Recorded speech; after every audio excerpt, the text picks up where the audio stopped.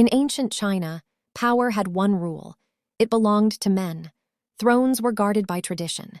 History was written by emperors, and women were meant to remain in the shadows. But once in 1,000 years, a rule is broken. Not by accident, not by mercy, by will. This is the story of Wu Zetian, the woman who did not sit beside the throne. She became it. Wu Zetian was born into a world that had already decided her fate.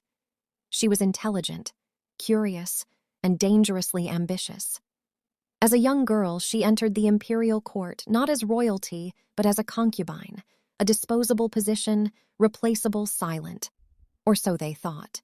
Because Wu Zetian was watching, learning how power moved, who controlled it, who feared it, and she remembered everything. When the emperor died, tradition demanded she disappear. Many women before her were erased this way, sent to monasteries forgotten by history. Wu Zetian was sent away, but legends do not vanish. They wait. Years later, she returned to the palace, this time closer to power than ever before. She became empress, and from that moment on, nothing in the court was safe. The court turned against her. Officials whispered. Rivals plotted, historians sharpened their knives. They called her cruel, they called her dangerous, and they were right. Wu Zetian understood one truth. Mercy does not protect power. Control does.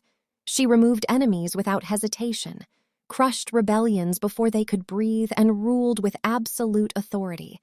But she did something no tyrant ever does. She reformed the empire. Wu Zetian promoted people based on talent, not blood. She strengthened education, expanded merit exams, rewarded intelligence.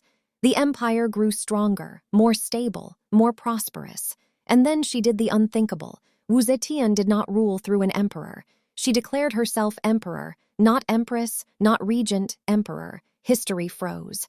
For the first and only time in Chinese history, a woman sat on the dragon throne. She founded her own dynasty, issued laws in her own name, commanded armies, judged men who once ruled over women. She ruled for years, not by accident, not briefly, but with strength, and yet history would never forgive her for winning.